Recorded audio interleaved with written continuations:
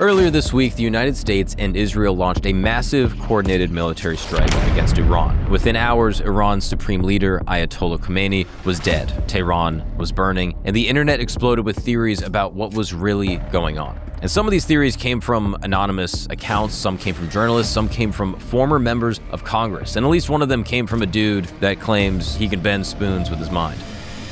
Regardless, what you're about to hear are the 10 most talked about conspiracy theories surrounding the Iran war. We're going to lay each one out, all the evidence, or lack thereof, the connections, the claims, and really why people are talking about this conspiracy, and ultimately let you decide what you believe, and I'll weigh in with my opinion as well. Because in a world where Epstein files are dropping and psychics are taking credit for military operations and ancient demon statues are burning in the streets of Iran, sometimes the truth is even crazier than fiction. So, sit back, relax, and welcome to camp.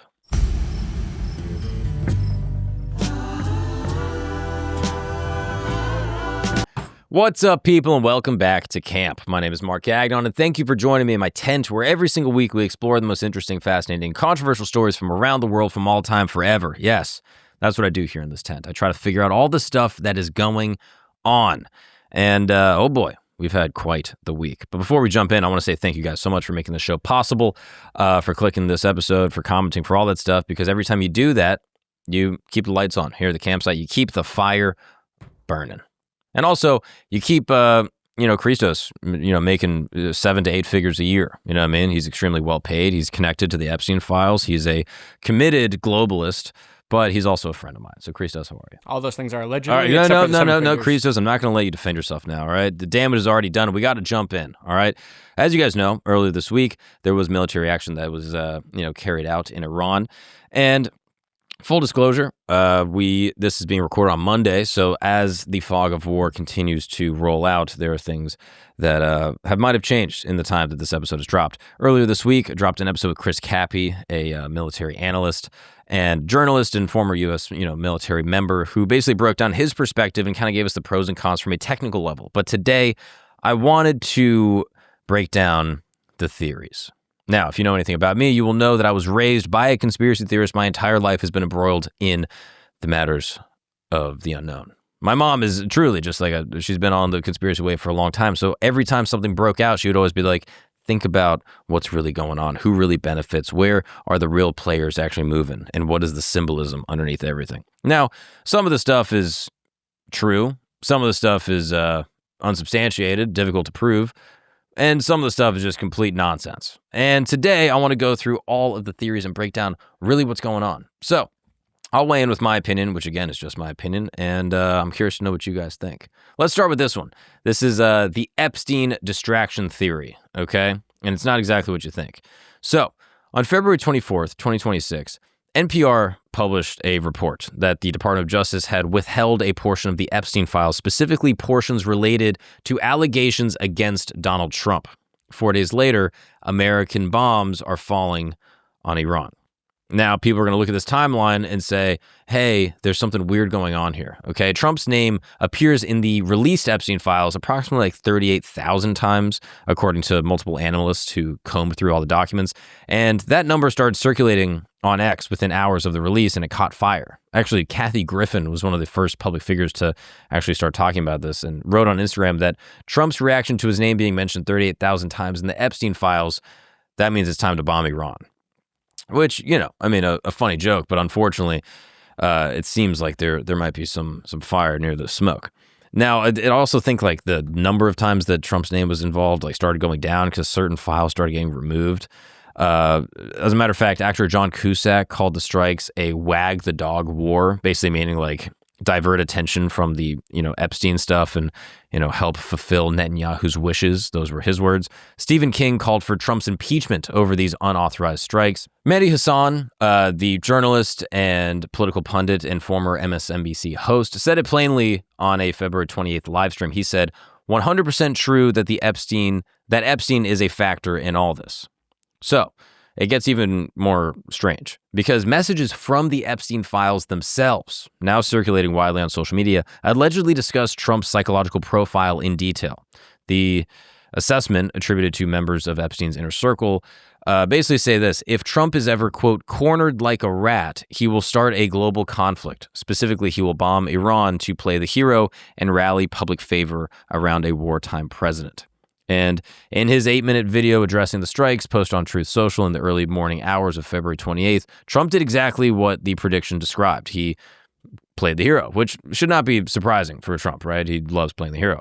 He addressed the Iranian people directly and told them, the hour of your freedom is at hand. And he said, no president was willing to do what I'm willing to do tonight. Now you have a president who's going to give you what you want.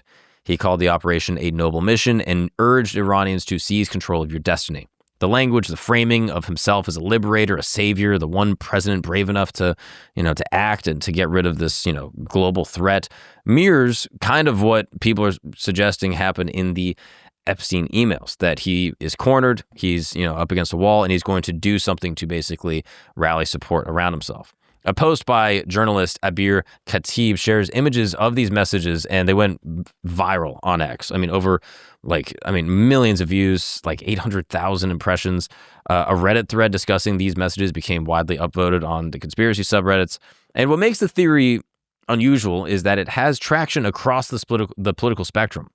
On the left, it's framed as Trump sacrificing Iranian lives and American lives in some way to save himself, basically. And even on parts of the MAGA right, including former Representative Marjorie Taylor Greene, it's framed as a betrayal of the America First agenda. Basically, Greene says on X, we voted for America First and zero wars. And she called the bombing of a school, which killed dozens, heartbreaking and tragic, and said, this is not what we thought MAGA was supposed to be. Shame.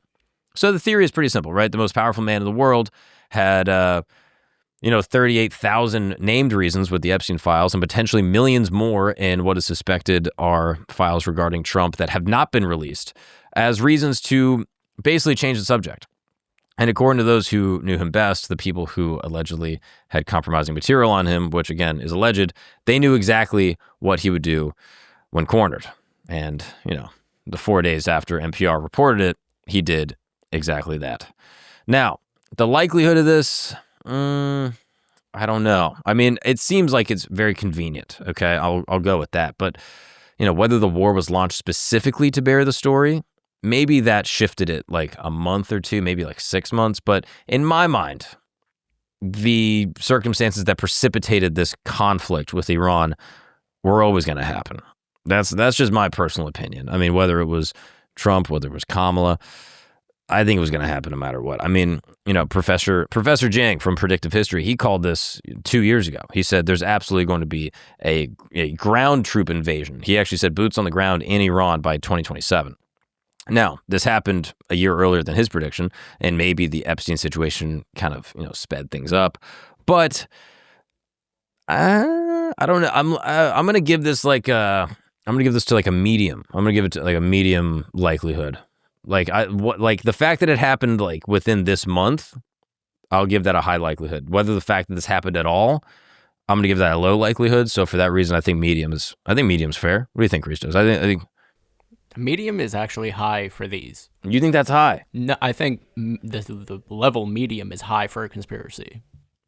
Oh, okay. You think medium would be it's mostly true? That it's most likely true than not.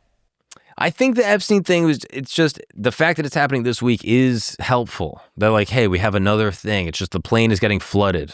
You're just blasting information into the fray. And it just kind of gets people worked up and not talking about that, which is very nice. Sure. So, I think it was going to happen. I think it was going to happen no matter what. I think America has been talking about Iran having, nuclear warheads and being about to have a nuclear bomb, in 2 weeks for the last 20 years. You know what I mean? All of our allies in the region want this. There's a lot of precipitating factors. Whether or not it's justified or not, I'm not saying that, but I'm just saying it was inevitable. And the timing, maybe. Anyway, let's move on to another one, the Petro dollar, okay? This theory has nothing to do with Epstein, okay? Finally, a theory that doesn't involve him. It has nothing to do with psychics or stargates or any of that. We'll get to that later, all right? But this one is about money, specifically the most powerful currency on Earth and what happens when countries try to stop using it. So, a little bit of history. 1971, President Nixon took the United States off of the gold standard. Basically, all of our dollars that were printed were backed by physical gold that we had. It was tethered or, pegged rather to a specific actual rare, a rare material.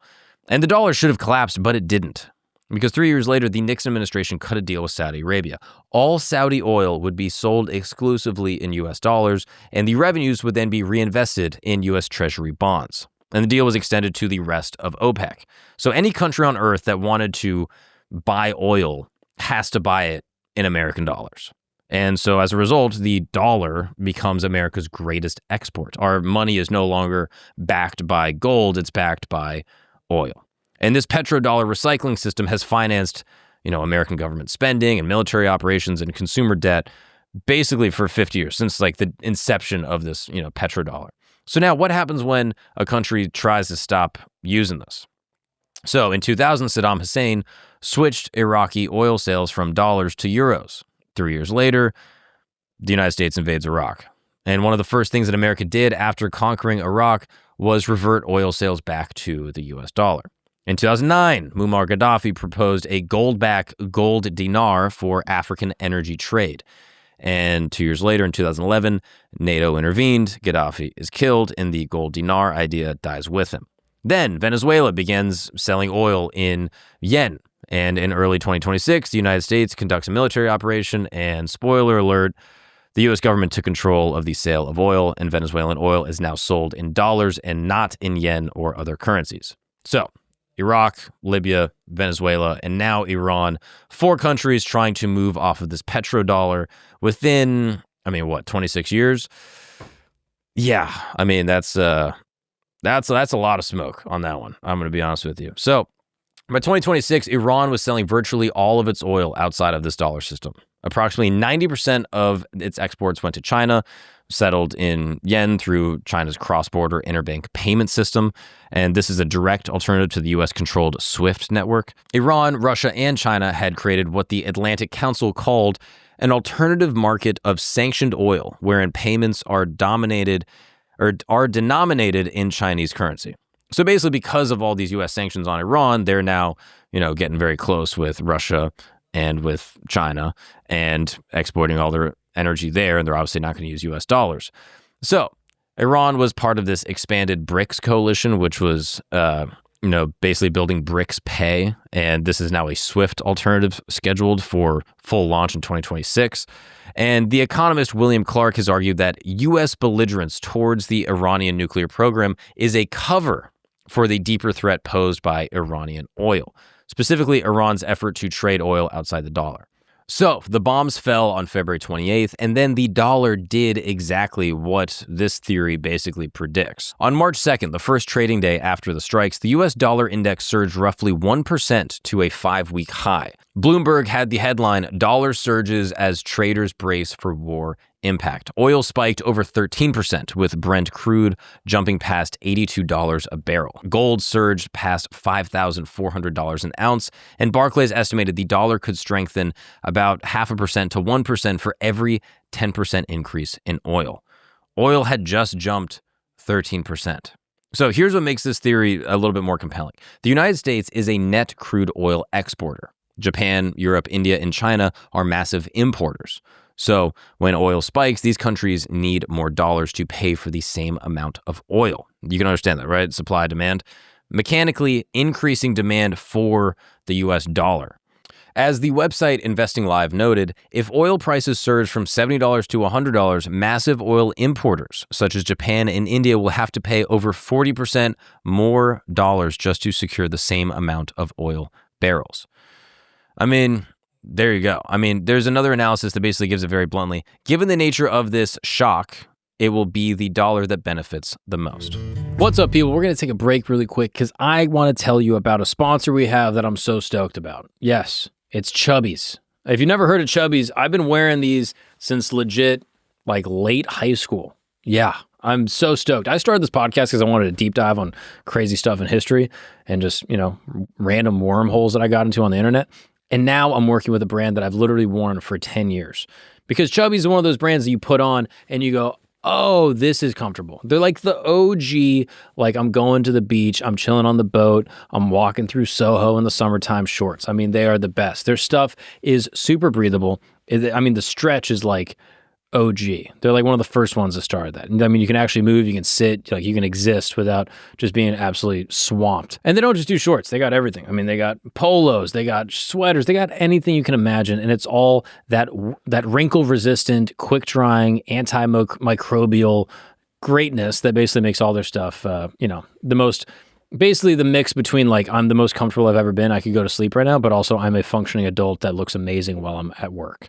And great news, this is the 15-year anniversary, and they're bringing back the originals. These are literally the shorts that started the entire thing. Same iconic fit, the same inseam options, and that same energy like, yo, I'm just going to pull up and crack a brew on a Friday. That type of vibe. So whether you are weekending, weekday-ing, going to the beach, barbecue, or just living your life, Chubbies has you covered. So for a limited time, Chubbies is giving the listeners of this program 20% off with the code CAMP if you go to chubbiesshorts.com. That is 20% off your order with the code CAMP, C-A-M-P, at chubbiesshorts.com. I mean, if you guys trust anything I ever say, Chubbies is fantastic. The shorts are truly amazing, and you're getting 20% off. What are you waiting for? Go check them out. Now, let's get back to the show. America starts this war, oil spikes, the world scrambles to get dollars in order to buy oil, and as a result, the dollar strengthens. Again, with this petrodollar, if every single barrel of oil is going to be bought in dollars, the more that oil spikes, the dollar's going to spike. So there you have it. I mean, the dollar strengthens and the higher oil prices benefit American shale producers, many of whom, the theory notes, are major GOP donors. Now, this conspiracy gets even deeper. A theory on Binance Square frames the war as a strategy to address America's $10 trillion debt refinancing challenge. Basically, creating global panic through wars would effectively drive investors to U.S. bonds, which would lower yields and allow the government to refinance debt at cheaper rates. So what does that mean?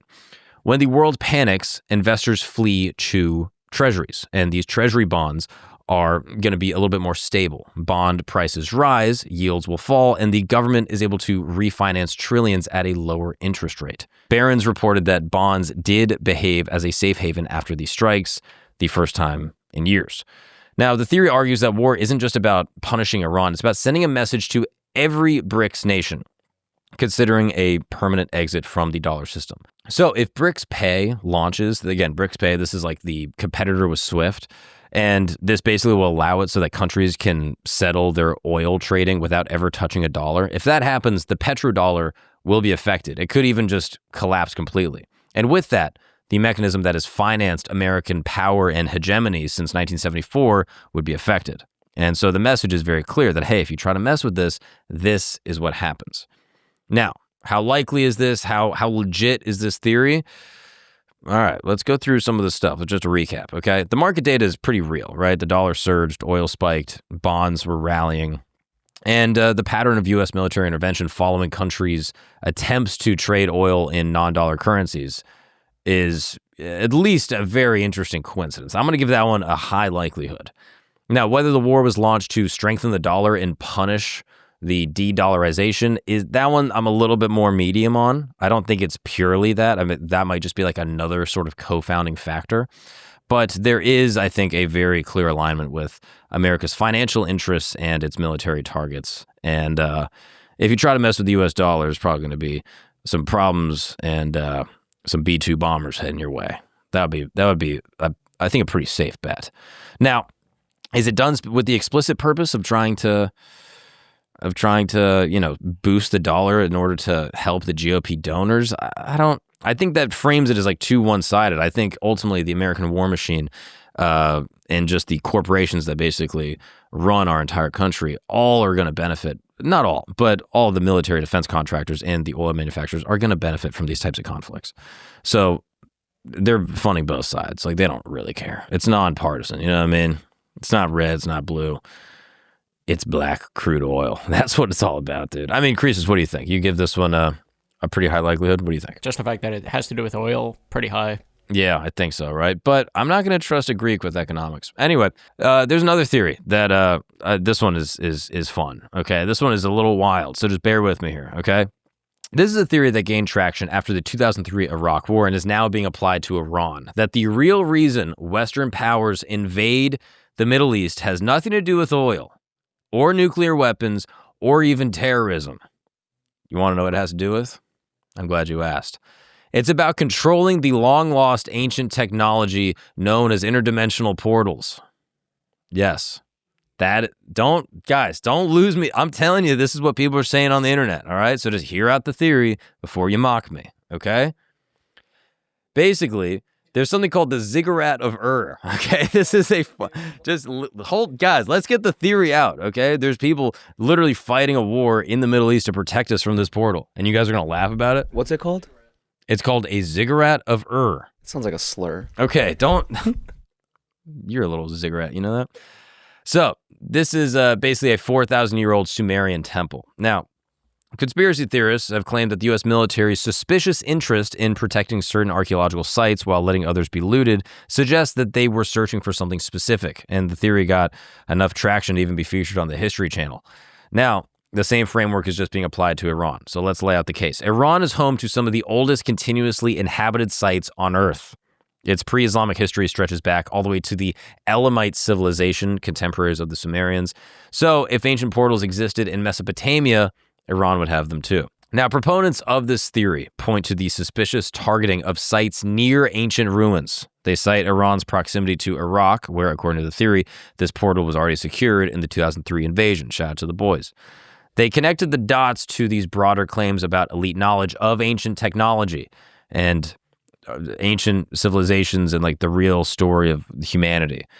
So the theory basically says, why does every major war of the 21st century seem to happen in the cradle of civilization, where all the Abrahamic religions are started, where humanity is said to have started at the very beginning? I mean, probably not a Stargate, I'll be honest. This theory persists because it just kind of offers like a unified explanation for Western military intervention, and because the U.S. military's interest in Middle Eastern archaeology still is like pretty unclear and not super talked about. Like there's some sites that they care about, some sites that they don't. And this theory, I think, is just trying to wrap that all up. And they're basically like, why is there so much investment in the Middle East? And it's like, well, I don't know, dude. Maybe they discovered the most precious energy source under the ground, and every one of them has it, and they didn't know about it until like the 30s. That would be my theory as to why the Middle East is being blasted into. But then people will be like, oh, what about the Crusades? Fair point, okay? It also happens to be the genesis, no pun intended, of all the Abrahamic religions. So that's going to be a pretty important place also. People are going to fight over that, of course. So I think that's probably why the Middle East is more of a hot button. It's like a rich history with a lot of, civilization, all the religions, and a bunch of oil. I mean, you got to hop it if you ask me. It's also like kind of dead center, like the middle of everything. It's like basically bordering Europe. You got China on the other side, the Balkans. America's even far away. But I don't know. I'm going to give this one a low likelihood. What do you think, Christos? Ziggurat's the only one I'm saying. I'm going out on a limb, 100%. 100% you believe it? All right, well, I guess we'll have to see. All right, let's jump into another one, okay? Iran burned the effigy of Baal. This one is crazy because it's kind of actually true. Can you pull up a video of this? I appreciate that. During Iran's February 2026 rallies commemorating the 1979 revolution, which is where the Ayatollah basically took over from Pahlavi and overthrew the Shah and created the Islamic revolution that we see now in Iran, something strange happened. Across multiple cities, in Tehran, Isfahan, and other cities in Iran, demonstrators burned giant statues. And the statues were like horned bulls, and they were marked with like a Star of David and like the number 666. And again, this is what's circulating on social media. I didn't go to Iran. I didn't see it. Now, the statues, according to the demonstrators, according to what a caption I read on TikTok said, represented Baal. Now, if you don't know Baal is like an ancient deity of the Levant that has appeared over and over, and basically is like, you could say, a false god, Satan himself. This is who the Israelites were worshiping when Moses came down from the temple, I'm pretty sure. And also, Baal is life. Also, Baal is life. Great point. Baal knowledge. Look at this guy. Now, this was strange, and it doesn't seem like it has, according to social media reports, this is something that had never happened in these, previous revolutionary anniversary rallies. We can actually see a video of it here. Now, is it real? Is it AI? I don't know. I'm assuming it's real. I mean, it seems like most of these reports are pretty legit, but yeah, you can see them actually burning the effigy. Here he goes, lights it up. I mean, do we really need, there we go. I mean, pretty strange. Like, it's like an interesting symbol to have in the middle of a giant anniversary for your country. And I see it like 4th of July, like we do fireworks. I don't think we would do like a burning effigy of like an ancient Middle Eastern god. You're not Muslim. That's a good point. That is a good point. Yeah, I guess maybe this is their thing. I don't know, but even my Muslim friends, they're not really burning effigies that much. This seems like a specific type of, I don't know, it seems like a symbolic end times vibe to me. I mean, the statues are pretty big. It's like this little like horned demon with, figures covered in like these anti-Western, anti-Israel images. And they were built from these combustible materials. And at the peak of the rallies, crowds would gather together and they would chant things as they were burning these things up. But who is Baal? Why is this happening? Now, in the Hebrew Bible, Baal is a Canaanite deity, specifically, that is associated with fertility and storms, and was a major rival to the God of Israel. The most famous conflict is between the prophet Elijah and the prophets of Baal at Mount Carmel. This shows up in 1 Kings, where Elijah challenged 450 of Baal's priests to defeat him. And Baal worship was also associated with child sacrifice, and the prophet Jeremiah condemned the practice explicitly. It literally says in the book of Jeremiah, they have built the high places of Baal to burn their children in the fire as offerings to Baal. And in ancient Semitic language, Baal literally just means like Lord or Master. Now, Baal also appears in the Quran. So in Surah As-Safat, in the story of the prophet Ilyas, which was the Islamic name for Elijah, Allah says, "Do you call upon Baal and abandon the best of creators?" The verse basically condemns the worship of Baal as idolatry, and this is the same message that the Iranian demonstrators were broadcasting by burning the statue. Now, Iran International, a London-based Persian-language news outlet, reported the coordinated burnings, and videos started to spread rapidly on social media, and apparently, obviously, conspiracy people were going crazy. A YouTube video titled, "Iranians Burn Satanic Statue Baal After Epstein File Released," framed the event as Iran sending a deliberate message to Western elites. And the theory was that Epstein Island wasn't just about trafficking, it was about occult practices, and that the elites were visiting the island to basically worship Baal in secret. Now, another analyst basically described it as geopolitical theater combined with spiritual warfare, claiming that what you worship in secret, we expose and we reject.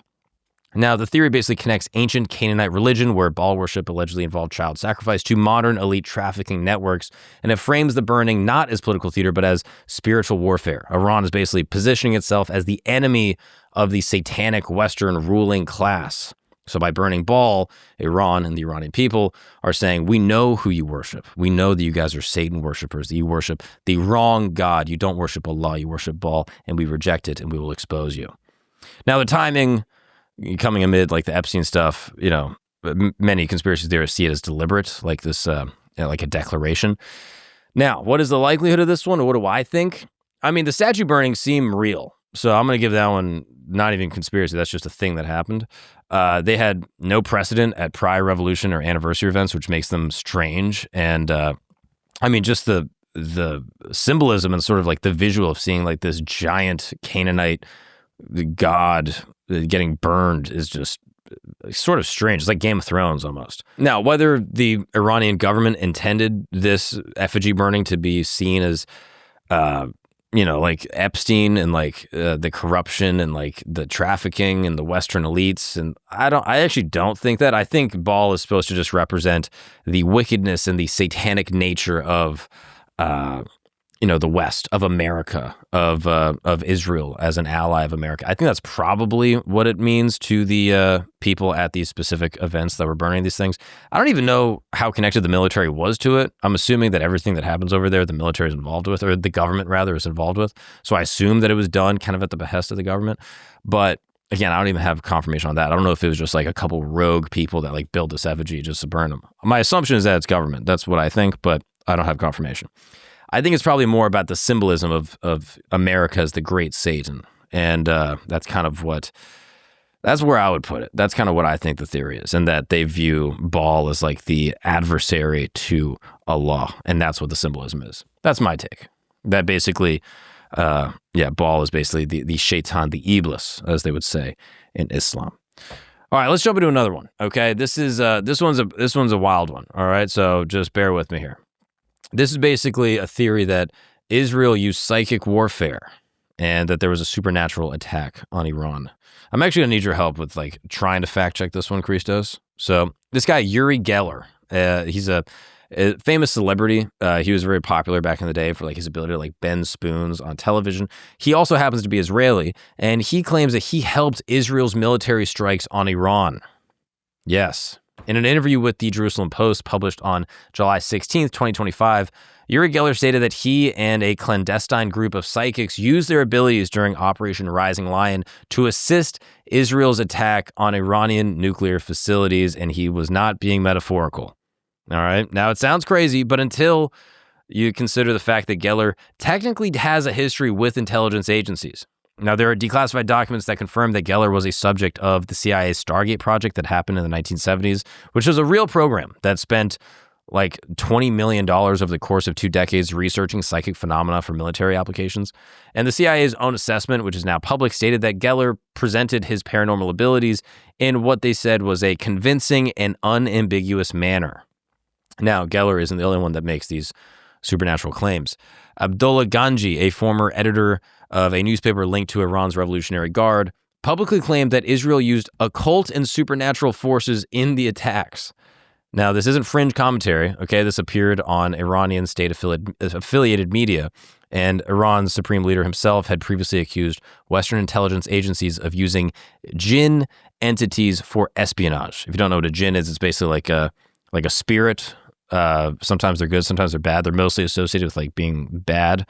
You could say like maybe a demon, but not exactly that. Regardless, NSA documents that were declassified in 2011 mentioned the theoretical possibility of concentrating psychics to cause much matter to reverse direction, potentially affecting an entire city. Now, Geller closed his Jerusalem Post interview by noting that a Houthi missile was heading for Tel Aviv and said, "I'm going to do something about the missile."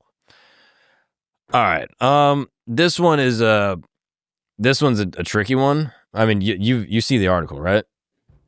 I'll be honest. Okay, let's break down a couple pieces. Project Stargate, that was a real thing. Geller's participation, that's real. Whether psychic warfare played a role in the Iran strike, I'm going to say probably not. That's my professional opinion on this one.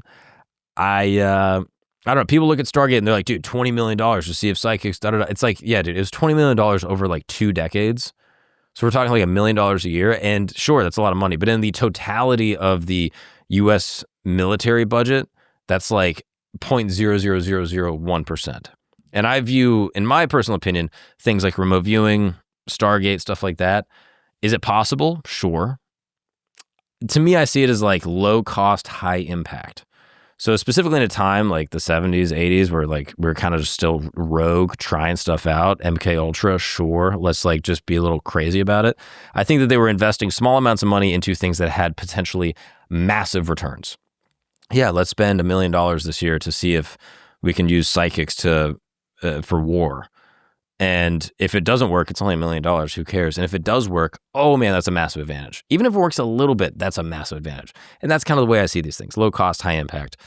As far as Uri Geller's involvement, he says it happened. I mean, he would know better than I do. But with my own personal opinion, without ever having met the man, with all due respect, I'm going to say no. I'm going to say it's probably a mixture of like U.S. intelligence, Mossad, and probably actual intelligence officers that are going around collecting intel, finding agents, compromising them, and taking out targets.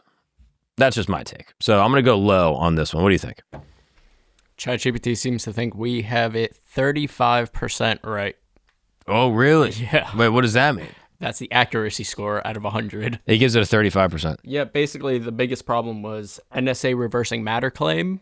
That's highly inaccurate. Yeah, I mean, yeah, that one seems likely not true. Little bit of Iranian supernatural rhetoric. Not very accurate. Well, it seems like they're probably, that's a good point, actually. I think they're talking about that probably metaphorically. Like, again, they're speaking to a predominantly Shia Muslim country that has enforced a very strong Muslim control over their society, or a strong control over society using Islam. And so, of course, they're going to use symbolism as sort of like parts of speech that invoke the Quran or Hadiths in order to communicate with their people. So I don't view that as like, oh, literally. I view it as like metaphorically, my opinion. Gotcha. And lastly, the Israeli Psychic Warfare Unit is just unsupported claims. Right. Yeah. I mean, I guess it's a little bit more euphemistic to describe whatever Uri Geller's talking about. What's up, guys? We're going to take a break really quick because you know what time it is. It's time to level up, and Blue Chew just dropped something wild. Okay, Blue Chew's been rocking with us from the beginning, so of course we have to rock, pun intended, with them. All right, and what they've just done is changing the game. All right, this is next level gold medal energy. This is Blue Chew Gold. If you've never heard of it, this is the newest innovation from the #1 chewable ED brand. All right, this isn't the little blue pill that your grandpa used. This is the 4-in-1 beast that is setting the gold standard for performance. We're talking 2 ingredients to keep the good times rolling, okay? Mixed with apomorphine and oxytocin that are going to turn up the arousal and the connections in your brain, as well as the ingredients to keep the blood flow, to keep everything pumping, okay? Blue Chew Gold dissolves into your tongue and works in as little as 15 minutes, and that means you're going to be rocking quicker and staying in the game longer. Let me just say, that's how we put this tent up every single episode. We give Christos a Blue Chew, and you know what? We have this tent rocking all year round, okay? That's what it takes. Now, I recommend this in a married Christian relationship, but you know what? You guys can do whatever you want. Blue Chew is the ultimate service to get you these chewables to your door in a discreet way to keep the bedroom on fire. We have a special deal for the listeners of this program. You're going to get 10% off your first month of Blue Chew Gold if you use the code GAGNON, Gagnon. That's promo code GAGNON, Gagnon. You can visit bluechew.com for more details and important safety information. And thank you so much to Blue Chew for keeping the lights on and making this show possible. Now let's get back to it. All right, another one. How about this? How about the dental implant tracker? You heard about this one? This is basically the idea that, the supreme leader of Iran is one of the most protected men on earth. He moved around constantly, rarely appeared in public, and is surrounded by layers of security inside a bunker, and knows full well, the totality of, the United States military plus Israel is trying to take me out. Plus Saudi Arabia. I mean, all these people want him gone. So how do you get a guy like this, all right? Right? I mean, look at February 28th. All of a sudden, we dropped 30 bombs on his compound in Tehran in a daytime strike, and 12 hours later, he's out. So the Iranian state media confirmed his death on March 1st, and 40 days of mourning have been declared in Iran. But how do they find him? How do you find where he's at? Now, there's, the skeptic kind of contemporary take, the United States has intelligence operations and agents within the country and potentially within his close circle that are able to find his movements and able to basically tip off where he's going. They're able to find what they call I forget exactly the term, but it's basically a day of life report where okay, what does he do on an average day? Can we aggregate that data over many, many months to basically track where he's going to be on this specific day at this time? That's one theory. The other theory that's way more interesting that was circulated on Reddit and X is that they literally put tracking devices hidden in his dental implants. Now, this theory sounds crazy, but there's actually some precedent, okay? There are released documents from the raid on Osama bin Laden's compound that revealed that the al-Qaeda leader was deeply paranoid about exactly this thing. According to the documents in question, bin Laden suspected that an Iranian dentist had placed a tracking chip in his wife's tooth during a dental visit. He described the suspected device as about the length of a grain of wheat and the width of a fine piece of vermicelli. Now, that's an interesting way to describe the size of a chip. Vermicelli. What even is vermicelli? It's a rice. All right, of course you would know. You and your pretentious 1% disposition, Christos. Ugh, I'm sure you eat caviar and vermicelli all the time. Sorry, it's actually a very thin, long noodle. Oh, My thank bad. goodness. Oh, I got your ass. Oh, that makes me feel amazing.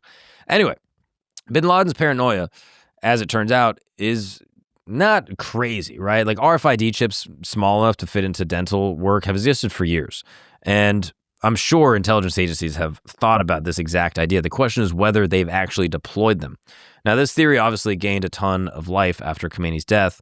And basically, if the strikes required real-time location data on targets who rarely appear in public, some form of close proximity tracking technology would be necessary. So you either need an agent or some type of target within his inner circle that's able to give information on a regular basis, or is able to have a tracking device on him, maybe a tracking device on his clothing, maybe having some type of espionage technology within his bunker, or a dental implant.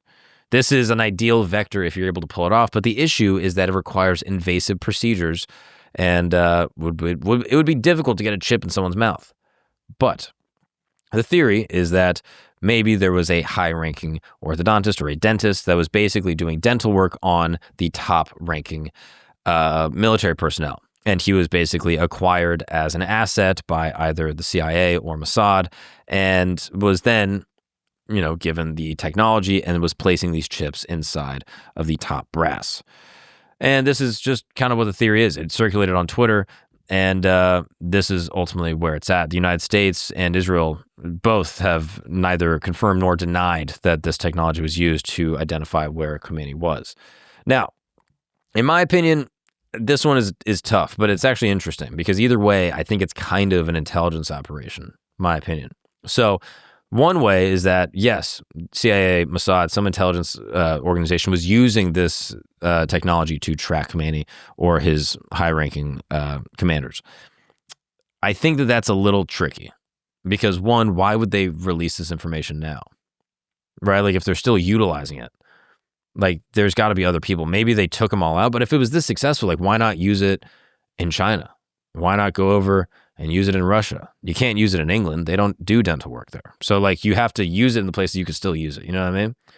Now, my thinking with this, though, and based off my conversation with Chris Cappy, who kind of said the same thing, it seems like these sort of theories kind of percolate around these types of events where, like, they kind of float these rumors and aggrandize the intelligence capabilities of the CIA, of Mossad. And either that's pushed by them themselves as an intelligence operation on the people to basically say, like, hey, this is maybe true and you guys got to be paranoid. Or it was just done organically and then it was, proliferated through the internet and supported by these organizations to basically make the people that they're up against, their opposition, their enemies, or their targets that they're trying to surveil, so paranoid where they go through their life being like, I can't go to the dentist because what if I'm being tracked? I can't eat food because what if the chef put a tracking device in my food? It's in my stomach and now all of a sudden I'm being tracked everywhere I go. It makes them so paranoid, it ruins their quality of life and deeply affects their ability to operate in the normal world. So either way, I'm like, I feel like intelligence has their hands on this theory. The fact that we're talking about it, the fact people have heard about it, I'm going to say high chance that there's an intelligence thing happening, low chance that they literally use dental implants to actually find Khomeini. Final ruling on that. What do you think? It's diabolical that they say they did it to the spouse.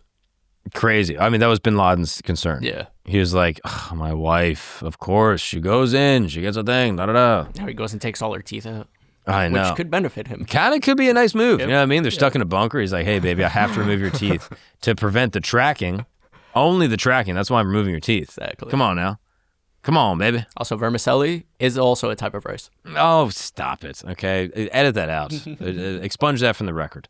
All right, people. We went through 6 of the most interesting theories, but we're not done. Okay. There are 3 more interesting conspiracy theories that are circulating right now on the web. And I want to tell you guys about them, but they're a little crazy. I'll be honest with you. And I don't want to get blasted off the internet here on YouTube. So these are going to go behind a paywall. I think it's probably going to be YouTube memberships. Maybe it's Patreon. I don't really know, to be honest with you. We don't even really have a name for it. We just are probably going to get demonetized for having these, so we want to put them out somewhere that you guys can go check them out. If you guys have a good name, I think the Inner Sanctum is nice. What do you think? Campfire. The Campfire is good. The Campground. Oh, the Campfire is nice because you want to be close to the campfire. Exactly. I like that. Okay, maybe the Campfire. Yeah. Oh, and maybe it's the Campfire and then there's the Inner Sanctum. That's the upper tier. That could be nice. Or where all the camp counselors go to make out. Whoa, dude, you dirty dog, Christos. But over there, I want to try to do I want to do Zooms once a month where like I Zoom with the people of like the top tier where like we just hang out and talk, discuss episodes, discuss like crazy theories. I want to do like merch stuff where I can like send out merch on the upper tier. Start a podcast for your producer. Yes, exactly. The Christos files, Yeah. where Christos basically just does a tell-all of everything that happens here in the tank. I think, doing extra episodes would be awesome. But, and then maybe I think ad-free episodes should be for sure. Like, hey, you can watch everything without ads because people do comment about the ads, but also we got to keep the fire burning, people. All right. We already talked about that. So there's a bunch of stuff. I haven't officially figured out exactly what it's going to be, but it's in the description right now. Wherever it all ended up, you can see it there. I'm going to figure it out this week. And yeah, I would love for you guys to subscribe. You can check out that, the final part of our conspiracy series over there on behind that paywall. And I appreciate you guys so much for supporting the show. Truly, every time you guys click, every time you guys comment, every time you guys buy merch on the website, and now every time you guys join us over at the Campfire, you truly you keep the lights on. I mean, I'm telling you, dude, you keep the fire burning. All right. Anyway, this has been another episode of Camp Gagon. Thank you guys so much. Check out Camp R&D if you want the threads. Check out Religion Camp if you like religious deep dives. That's how I figure out where everyone thinks we're going to go. That's what everyone believes about the divine. There's also History Camp where we figure out everything that's ever happened. And then, of course, there's Camp Gagon where we try to talk about what's going on right now in this very moment. So thank you guys so much. God bless you all. And I will see you next time. Stay safe. Peace.